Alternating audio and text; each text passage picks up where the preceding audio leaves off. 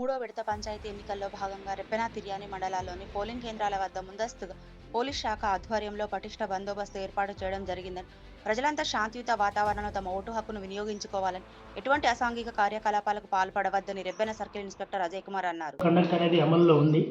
ఎన్నికల ప్రవర్తన నియమావళి అనేది అమల్లో ఉన్నది కాబట్టి ఇప్పుడు 144 సెక్షన్ అంటే పాత 144 సిఆర్పిసి సెక్షన్ కూడా అమల్లో ఉంది. కాబట్టి దీనికి తగ్గట్టుగానే అభ్యర్థులు కానివ్వండి, వారి యొక్క సహచరులు కానివ్వండి, గ్రామస్తులు కానివ్వండి ఆ ప్రవర్తన నియమావళికి లోబడే పనిచేయాలి అండ్ అనుసరించాలి. ఆ కోడ్ని కనుక ఉల్లంఘిస్తే మా ఫ్లయింగ్ స్క్వాడ్ తిరుగుతుంది. ఆ ఫ్లయింగ్ స్క్వాడ్ కనుక మా దృష్టికి తీసుకొస్తే తప్పనిసరిగా కేసులు రిజిస్టర్ చేస్తాం.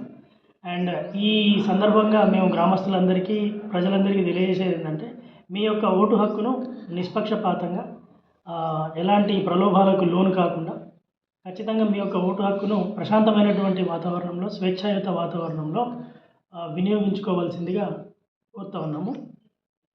దీనికి కనుక మీకు ఎవరైనా అడ్డు చెప్పినా, మీకు ఎవరైనా ప్రలోభాలకు గురి చేస్తున్నారని మీకు ఎక్కడైనా తారసపడితే తప్పనిసరి మా ఫ్లయింగ్ స్క్వాడ్ ఉంది, వారికి తెలియజేయండి. లేదంటే 100 డయల్ నెంబర్కి ఫోన్ చేసినా మేము రియాక్ట్ అయ్యి వాటి మీద ఖచ్చితంగా కఠినమైనటువంటి చర్యలు తీసుకుంటాం. గ్రామాలలో కూడా మేము ప్రత్యేకమైనటువంటి నిఘా పెట్టినాం. ఎక్కడైతే సమస్యాత్మక ప్రాంతాలు ఉన్నాయో వాటిని అన్నింటిని కూడా గుర్తించి వాటి మీద మేము ప్రత్యేకమైనటువంటి సర్వేలెన్స్ చేస్తున్నాము. అక్కడ కనుక ఎవరైనా ఈ ఎన్నికల కోడ్ని కనుక ఉల్లంఘిస్తున్నట్టు మా దృష్టికి వచ్చినట్టయితే చర్యలు అనేవి చాలా కఠినంగా ఉండబోతాయి. వారి మీద షీట్స్ కూడా మేము ఓపెన్ చేస్తాం. తర్వాత వాళ్ళకు ఫర్దర్గా ఎలక్షన్లలో కూడా ప్రాబ్లం అవుతుంది. కాబట్టి ఇదంతా దృష్టిలో ఉంచుకొని అభ్యర్థులు కానివ్వండి, వారి యొక్క అనుచరులు కానివ్వండి మెదలాల్సిందిగా, మరియు ఈ ఎలక్షన్ అనేది సజావుగా జరిగే విధంగా పోలీస్ వారికి, అందరికీ, సిబ్బంది అందరికీ కూడా కోఆపరేట్ చేయవలసిందిగా కోరుతున్నాం. తిర్యానీలో మనకు ఒక 11 గ్రామ పంచాయతీలలో మనకు నెట్వర్క్ లేని ప్రాంతాలుగా మనకు పైనుంచి గుర్తించడం జరిగింది. అక్కడ మన కమ్యూనికేషన్ వ్యవస్థ అనేది ఎస్టాబ్లిష్ అయింది. అక్కడ ఏం ప్రాబ్లం లేదు. అక్కడ ఎలాంటి సమస్యలు తావు లేకుండా వాటికి అనుగుణంగానే మేము ఆ ఫోర్స్ను కూడా వేసుకోవడం జరిగింది. ఎలాంటి సమస్య లేకుండా కూడా ప్రజలందరూ శాంతియుతమైనటువంటి వాతావరణంలో వారి యొక్క ఓటు హక్కును వినియోగించవచ్చు. ఎలక్షన్ అనంతరం ఏదైతే సంబరాలు, ర్యాలీలు వీటిపైన ఎలాంటి చర్యలు?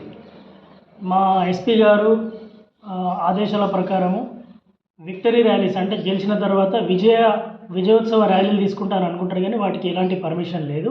వాళ్ళు విజయోత్సవ ర్యాలీ తీసుకుందాం అనుకుంటే మన ఎంఆర్ఓ గారి దగ్గర పర్మిషన్ తీసుకున్న తర్వాత వారి పర్మిషన్ తోటి చేసుకోవచ్చు. అది కూడా ఇప్పుడు కాదు, ఎలక్షన్ కూడా తర్వాత.